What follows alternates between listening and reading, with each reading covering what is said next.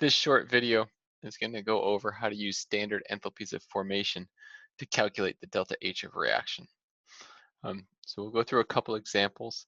So the first example is based on fermentation. So the question is calculate delta H of reaction for the following reaction and indicate if it is exothermic or endothermic.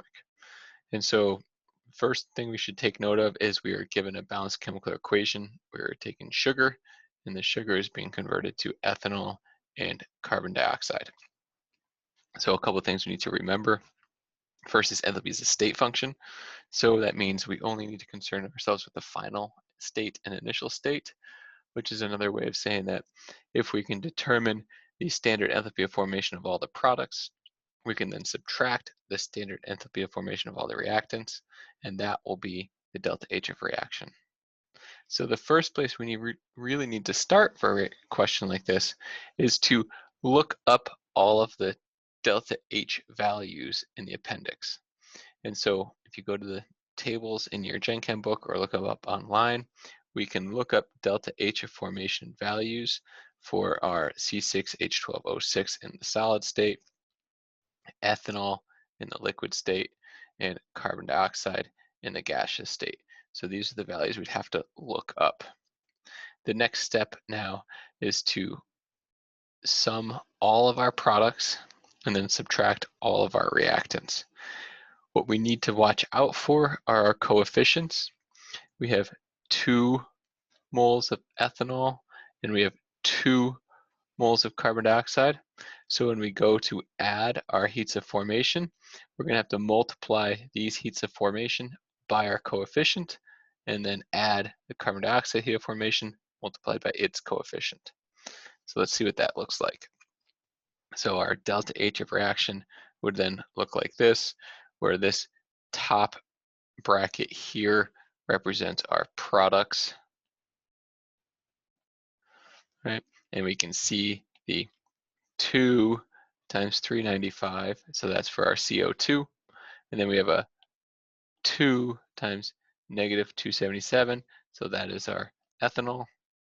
We're going to add all of that up, and then watch your negative signs. We're going to subtract the negative 1273.3. That came from our C6H12O6. So when I did that out, our products, when we went through the math, ended up being negative 1342.4. We then subtracted the negative 1273.3, and we got negative 69.1 kilojoules per mole.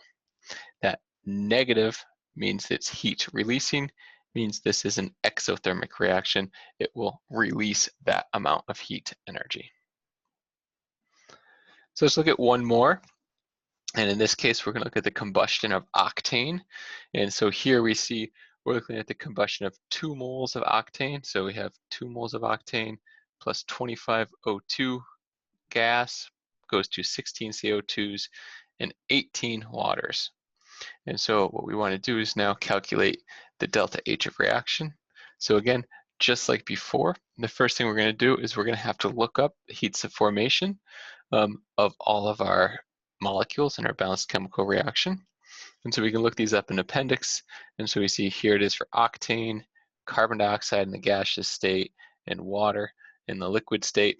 Now, one thing to watch out for is we don't see anything for O2, right? And that's because O2 is in the standard state, right? And if you remember, the standard state of a substance has a heat of formation of 0. So we can leave that one out because it will be 0. And so what would this look like when we solve it is shown here, right? We're going to do the sum of the products minus the sum of all the reactants. So what's shown in green are the products. That's the sum of all the products. And then purple is our reactants. So those are our reactants. Taking into account our stoichiometric coefficients.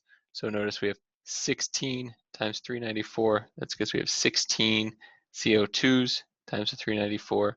18 times negative 286. 18 times negative 286. And 2 times negative 269. 2 times negative 269. If we add all that up and subtract, you should get negative 1.09 times 10 to the fourth kilojoules per mole. Thank you.